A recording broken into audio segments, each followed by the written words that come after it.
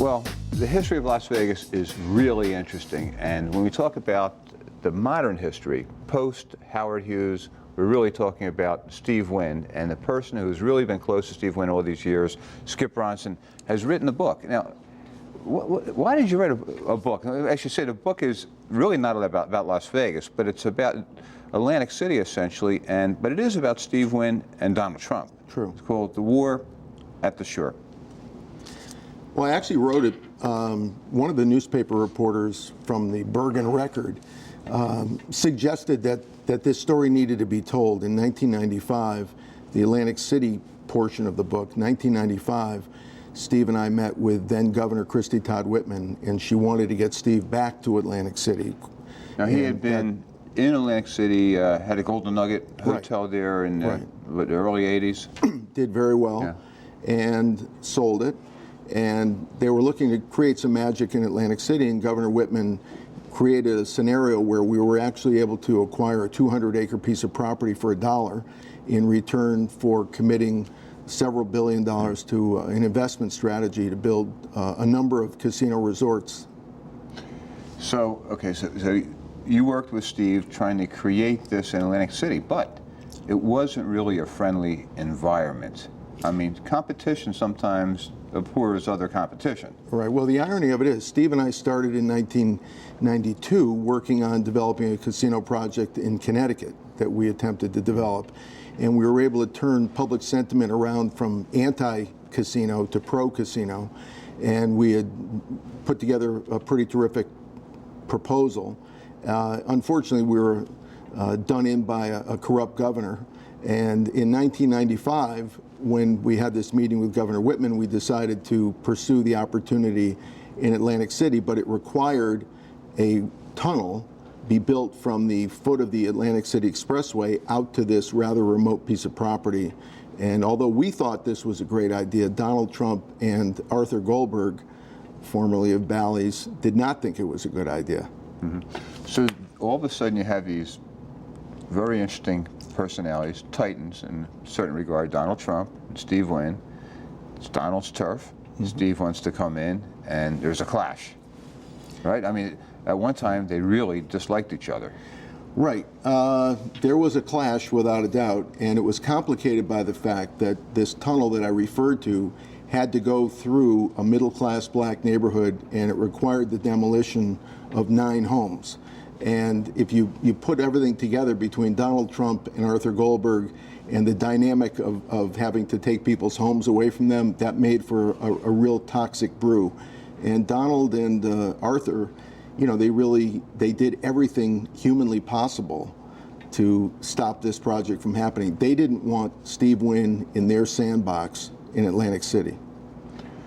So at that time, Steve Wynn had built the Mirage and Treasure Island. That was finished. This is before Bellagio, I assume. During the time that the Bellagio was being created. Right. Trump had his 3 casino properties that he had purchased in Atlantic City, some of which weren't really doing very well.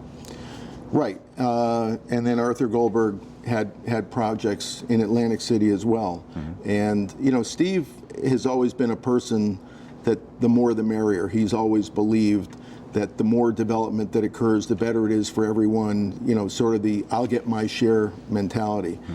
For whatever reason, as I said, Donald and Arthur did not want that to happen, and they enlisted a number of people in the community that were also opposed to it, but for different reasons. The people in the community were opposed to it because of this infrastructure where we had to go into this neighborhood, and there were some racial overtones to this, and it got incredibly nasty. This was a name-calling, really sort of underhanded battle that took place for a number of years.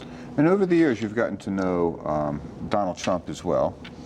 But when you consider Donald Trump and Steve Wynn, what do they have in common? They're both really forward-thinking. They are committed to an idea, and they will just fight for that idea, and they will see it through. I was on CNN with Soledad O'Brien last week, and she asked me, well, is Donald smart? And I said, he's very smart. She said, well, some of the things that he does. I said, well, hold on. Put aside the way he may present himself at times, you don't wind up with your name on all those buildings in New York City if you're not smart. Donald is a very formidable developer. He knows exactly what he's doing, and he, as I said, he's passionate. Steve is also an incredibly forward-thinking, passionate person that has a very specific point of view and isn't a shrinking violet. He isn't afraid to let his feelings be known. So you put those two together in a competing situation, you've got an interesting scenario. Yeah, you have that situation in the old Superman comics. You have an irresistible force meeting an immovable object. Right. But their backgrounds are very different, right? Their backgrounds are very different. You know, Donald grew up in a real estate development family. Steve grew up in a family where his father was involved in the bingo business. They're both very well educated. Interestingly enough, they were both at Penn.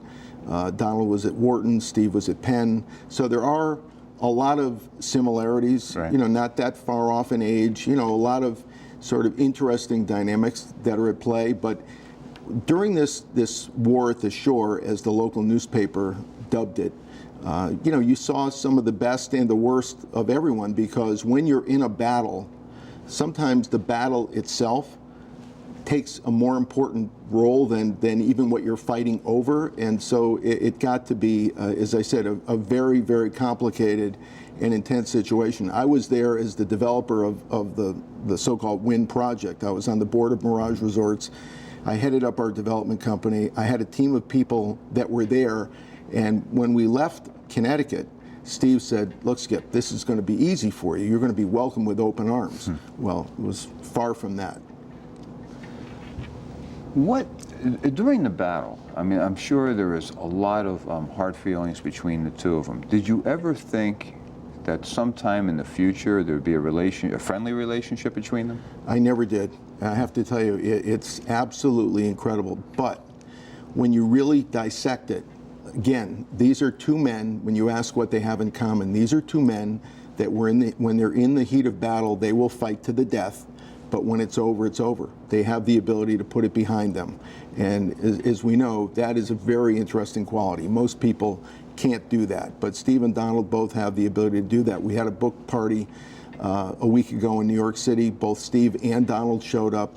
It's interesting how Donald and I reconnected. We had a mutual friend, a real estate developer from New York, who had a big home in the Hamptons.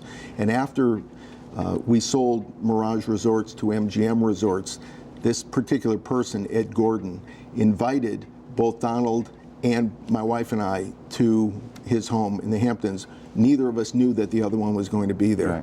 Right. And we sat down in the room, we looked at each other, we were shocked. And Ed said, look, you're both great guys, you need to be friends, you're both golfers, you should go out and play golf. The next day we played golf together. We played golf as recently as this past Sunday in Los Angeles when he was out. So yeah, we've patched things up. Because, you know, one gets the impression with both of them that they would hold a grudge. I mean, these seem like two guys that, hey, you know, if you're not with them, you're against them, and, you know, but you're going to be damned forever. You might think so, but in this case, that wasn't the case. And actually, they got along quite well at the very beginning when they first got to know each other. They certainly were not fighting. There was an instance where Donald hired an employee away from Steve Wynn, and that started an issue. But you know, over the years, I think we're all, as we're getting older, we realize that holding grudges isn't the greatest thing that you can do. Yeah, and over the years, I mean, it seems like Donald had, you know, made a lot of money, lost a lot of money, remade a lot of money. Steve kind of you know, slowly kept building, huh? Well, it's pretty easy to figure out Steve Wynn's net worth because, you know, he runs a public company. Right. Donald, one of the great mysteries of life is how much money does Donald really have? Because Donald does not have a public company. Donald obviously has done very, very well. Steve has done very well. But in the case of the war at the shore, it really wasn't about money. It was about Steve's desire to create another great venue where he could get people to say, wow. It was about Donald's desire, along with Arthur Goldberg, to stop that from happening. And I have to say, Arthur Goldberg, a rather treacherous guy, was really the one that was taking the snowballs and putting the rocks in them, and Donald was happy to throw them. Yeah. But Arthur was definitely a co-conspirator in what was taking place there. How do these multi-millionaires fight? I mean, how do you fight when you have, I mean, obviously you're not going out into a boxing ring and having a fist fight, and, you know, they're using, I guess, the business world, the political world, the banking world. Is that how they do it? Well, the media plays a very important role in this, I have to tell you, because the media likes to stir things up. Don Imus had Donald Trump on the air once, and he started baiting him about Steve Wynn. And then he had Steve Wynn on the air, and he started sort of digging him about Donald Trump. The newspaper loves to write about stuff like this because of these two outsized personalities. So, you know, everybody, I would say everybody fights in a different manner. It was an interesting scenario because someone asked me the other day, so who was the winner in the war at the shore? Who won and who lost? And what I pointed out is that we were able to win the battle. We were able to get this tunnel approved that Donald and Arthur tried to stop us from getting approved. After it had been turned down 9-0 by the city council, we were able to turn that around, and we got the tunnel built and approved. But just before we were going to build the project, MGM bought Mirage Resorts. Right. When the tunnel was in fact built to lead to the area that is currently the Borgata, the board gaming developed with MGM as MGM stepped into our shoes as the joint venture partner with Boyd Gaming, Donald arranged to get the first exit from the tunnel into his property at Trump Marina. So, you know, did either side lose? Not really. What is it with Atlantic City? I mean, when my parents were growing up, it was wonderful destination, a classy place, and people walked up and down the boardwalk with hats and jackets and ties, and then it went through a period where it was really kind of sleazy. And then New Jersey in 1976 legalized gambling in Atlantic City, and things started to change. Yeah, well, Atlantic City is the ultimate elevator. Up and down, up and down. Atlantic City started off, it was known as America's Playground and billed itself as America's Playground. And when it fell on hard times, the state of New Jersey decided to legalize casino gambling, as you pointed out, in the late 70s. And suddenly, Atlantic City was reinvigorated, and it had an energy as all of this money was invested and people started coming there. Problem is twofold. You had a corrupt political system in Atlantic City. Several of the mayors went to prison right in a row. And you had a situation where the state took the revenues that were generated, the tax revenues, and brought them back to Trenton and didn't leave the money behind to fix up Atlantic City. So the casinos kept the promise. They actually over-delivered. The casinos employed more people than they projected. They drew more people than anyone ever imagined. They paid more taxes than they said that they would. But the challenge is that when you pay your taxes, you don't get to write on your check, I want you to use this money for X. Right. It's out of your control. So the casinos were paying all of these taxes, but didn't have any say in how the money was spent. The money should have been left behind to fix up the city because you had billions of dollars being wagered on the boardwalk, and then 100 yards away, people living in squalor. And you still have that situation. Yeah, I mean, so what is the status today of Atlantic City? You know, I can recall living here at the time when gambling was legalized there. Everybody was very nervous. Oh, they're going to take all the business out of Las Vegas. That didn't happen. No. Steve Wynn was probably right. The more competition, the better for everybody. Right. Well, not you, Ed, but another Ed. Ed Rendell probably had more to do with the latest downfall of Atlantic City than anyone. In what regard? By legalizing something in Philadelphia? They legalized casino gambling in the state of Pennsylvania. They started with slots only, but then they went back to the governor and said, listen, governor, you like all this money we're paying you? We can pay you a lot more if you'll let us put table games in. So they have full casino gambling in the state of Pennsylvania. Roughly 40 to 50% of all the volume in Atlantic City came from that Philadelphia market. That was the big feeder market. Which is 1 hour away. Which is 1 hour away. Right. And the challenge is that Atlantic City has never really figured out how to capitalize on its natural resources, the ocean, for example, and to create things like a major retail experience, Cirque du Soleil, things other than gambling. Steve Wynn has always pointed out, and I love this quote, gambling in and of itself is not enough. And of course it isn't when you've got roughly 40 states with some form of casino gambling today. Gambling is not enough to change things. You really need to have everything else that goes along with it. And Atlantic City had the opportunity. It had a big head start. But again, because of the political scenario and because of not having the money to fix it up, it's fallen victim, and it's very difficult. I do believe, now this is something that I don't think Steve Wynn and I, and nor Donald Trump and I agree on. I think Atlantic City will come back. I think there will be a point in time when Atlantic City will come back. Governor Christie is totally committed, and he's got a gentleman named John Hanson who's his point person on Atlantic City, and they're both very smart, and I think they'll figure this out. They'll somehow get Atlantic City back again. Now that you mentioned that there's 40 other jurisdictions with gaming, how does that bode well for the future of Las Vegas? And you've been in this business for a long time, at many different aspects of it, development, on the boards of casinos, in internet gaming you're involved with. Where does your crystal ball tell you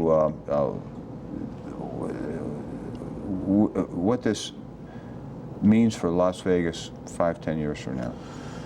Well, Las Vegas is recovering. You know, Las Vegas was badly damaged during this recession, and Las Vegas is recovering, and Las Vegas will continue to recover. The internet, as you mentioned, I'm chairman of an online gaming company, U.S. Digital Gaming, based in Los Angeles, and we see the internet as the next big thing, if you will, in the gaming industry. And we have always believed that this would not happen on a federal level, but it would happen on a state-by-state level. And of course, Nevada is in a bit of a foot race here to be the first state to legalize online poker in America. Some might argue that it might be Delaware or New Jersey or Iowa or another state, but Nevada is certainly very active in this process.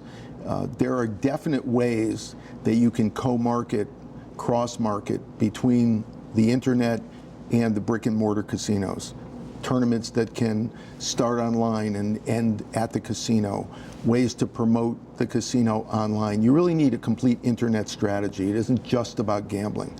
The internet today is all about community.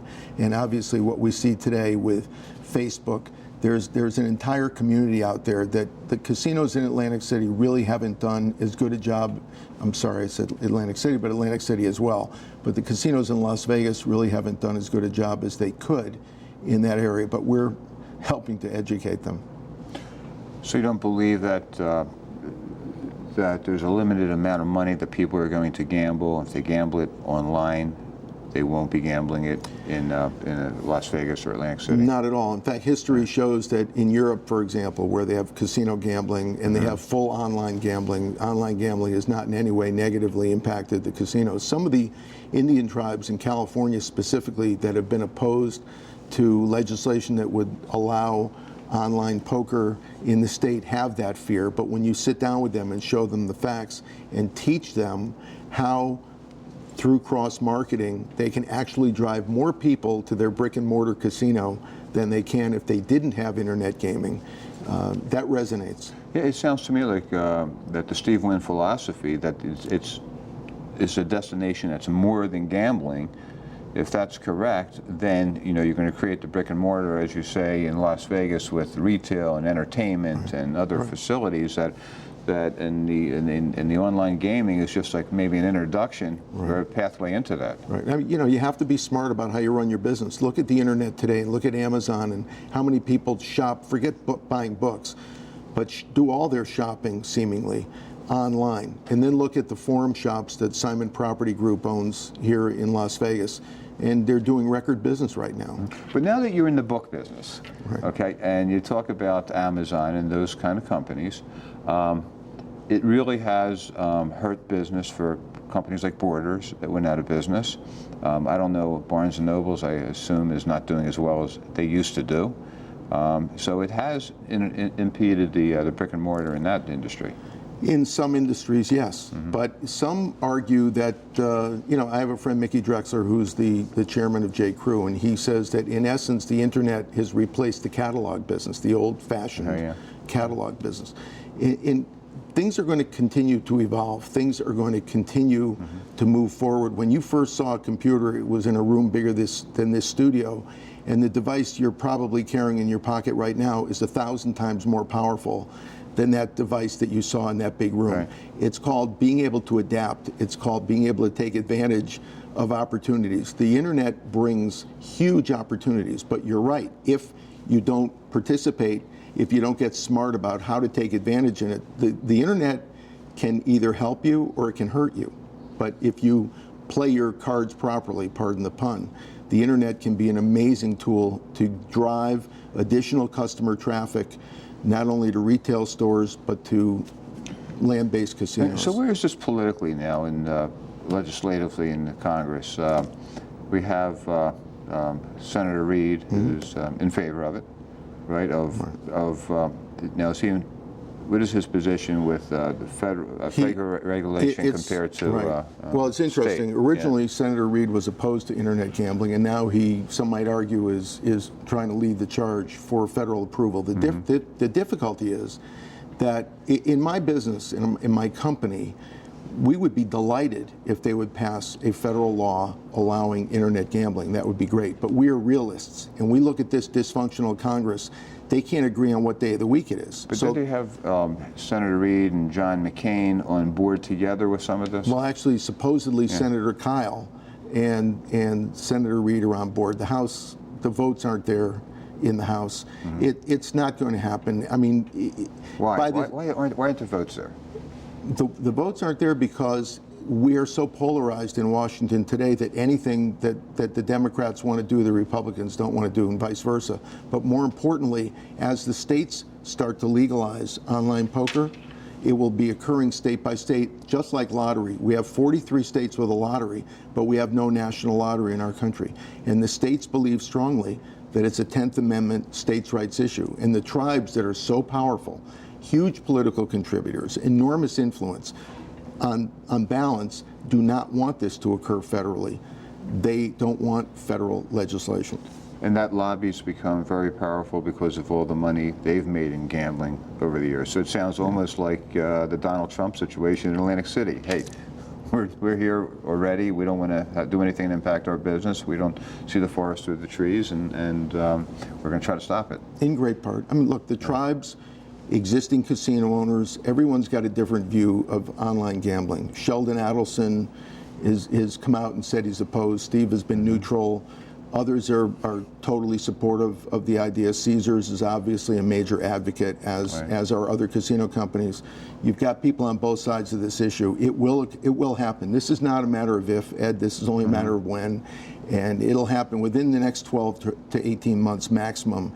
You will see states starting to be able to offer online gambling. When you look at what online gambling has done to horse racing, has it been a net positive or a net negative? Well, that's another great example of how you have to be able to take advantage of the situation. There's no empirical evidence that online horse betting has taken away from people going to the track. The reason people aren't going to the track is not because they can bet online. It's because they're no longer interested in horse racing in its current form. The purses aren't big enough. There's not enough to keep people amused in between races. People don't want to do that. And now that you have casino gambling, and because you have simulcasting in a lot of the casinos, they can actually be betting on racing. But at Aqueduct, where Genting put all these slot machines into the Aqueduct racetrack, right at the track, there is absolute evidence of the fact that it has benefited live racing. Yeah, I mean, when they put all those slot machines, was that a story in the paper this week about how it's the #1 slot gross volume of anywhere in the world, Correct. right? It has now surpassed Mohegan Sun and Foxwoods. Yeah. What is something you can tell us about Steve Wynn that we may not know? Well, I don't know that I can tell you anything that you don't know because there's been so much that's been written and said about him. He is a complicated guy, but he is a genius. He's one of the smartest people you're ever going to meet, and he has sort of a Walt Disney quality to him. Yeah. I don't want to lionize him, but he's a rather unique and amazing guy. He's really extraordinary. Yeah, and what about Donald Trump? And Donald is much smarter than people may give him credit for. Donald sometimes comes out and makes rather outlandish, outrageous statements, but he's crazy like a fox. He's a very, very smart guy who is also incredibly driven, and I think that that's the unique sort of common denominator between the two of them. They're both driven, and they're both on a mission, and they will not be dissuaded from that mission. They both seem to be have the same philosophy when it comes politically when it comes to the president. Both been heavy supporters of PACs giving money for candidates, Republican candidates against the president. Why do they have such animosity toward the president? Well, I can't speak for their mindset as to why they feel a certain way about the president. I think Steve initially was quite upset with the president when, at the end of '08, the president came out and publicly said, we're not going to bail out companies to go to Las Vegas. And it had a huge impact on the meeting and convention business here, and that really got him off the reservation. I mean, Donald has his own reasons for being opposed to the president, and he's got a lot of issues that are out there that don't involve Las Vegas. Donald's got his own point of view on the president. You'd have to ask them about him. Yeah. Is this the first book you've written? The first and probably the last. Not easy, huh? Not easy. But it's an exciting book. Really, some inside, just inside stories of Donald Trump, Steve Wynn, the politics in Atlantic City, the fight on the boardwalk. It's almost like that HBO show, Boardwalk Empire, but it's a little bit more contemporary. More contemporary. More contemporary. Name of the book is The War at the Shore, from Skip Bronson, and I could have gone on forever because I didn't even get into some of your background, which is really interesting. I heard you're quite a spelling master. At times. Yeah, at times. All right, thank you very much. Thanks, Ed. Skip Bronson. Appreciate it.